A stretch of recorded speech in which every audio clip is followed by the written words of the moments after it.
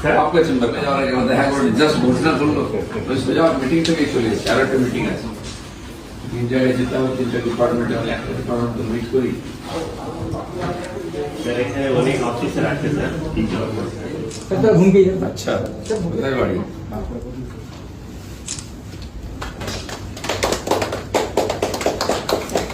দেশি আর ফুল টুল দেবেন না?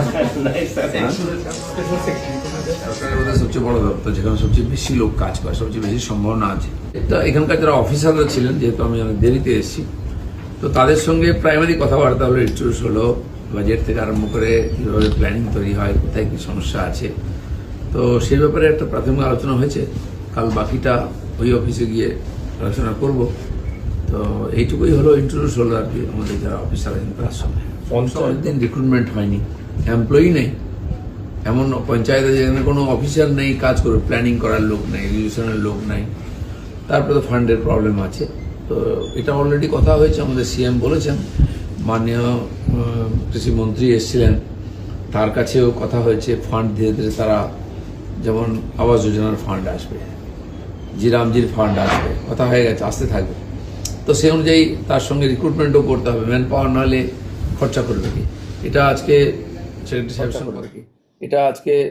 সেক্রেটারি সাহেবের সঙ্গে কথা হলো।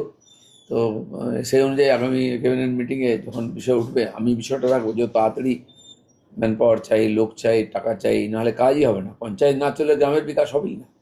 তো সেটা আমি আজকে বোঝার চেষ্টা করলাম, খানিকটা আবার একটু বসতে হবে, সময় লাগবে একটু, কিন্তু আমরা তাড়াতাড়ি এই ব্যাপারে কাজ শুরু করবো। গাফিলতি তো পুরোটাই আছে, ম্যান পাওয়ার রিক্রুটমেন্টই হয়নি। তো সেখানে কিন্তু অলরেডি কিছু 6,500 মতো এমপ্লয়মেন্টের জন্য পাস হয়ে আছে, কিন্তু তার জন্য ফান্ডও চাই, এটা প্রসেসিং আছে, আমার মনে হয় তাড়াতাড়ি ওটাও হয়ে যাবে। যারা আপনার দপ্তরে কাজ করেছেন, এখনো করবেন, তাদের কিভাবে উদ্বুদ্ধ করলেন এবং কি বললেন? হ্যাঁ, প্রথমত ওনাদের কথা আমি শুনলাম যে কীভাবে কাজ চলছে, সমস্যা কোথায় আছে, কী কী হওয়া উচিত। তো সেইগুলো নিয়ে আমি ক্যাবিনেট মিটিংয়ে আমাদের সিএমের সঙ্গে কথা বলবো, কেন্দ্রের সঙ্গেও কথা বলবো, আর তারপরে ধীরে ধীরে আমি নিজেও ফিল্ডে যাব, জেলায় যাব, অফিসারদের সঙ্গে কথা বলবো, ওখানে ফলো আপ, মনিটরিং কী হচ্ছে না হচ্ছে এটাও দেখতে হবে। দপ্তরে বসে দেখবেন না, ফিল্ডে কি? দপ্তরে বসার আমার তো অভ্যাস নেই, দপ্তর চালানো। আমি তো প্র্যাকটিক্যাল দেখেছি আগে, এখন থিওরিটিক্যাল দেখছি এখানে এসে। পঞ্চায়েতে কী হয় সে আপনারাও জানেন, দেখান, অনেক রকম ড্রামা হয়, সেসব কেন হয়, সেটা বন্ধ কী করে করা যায়, তার রাস্তা বার করতে হবে।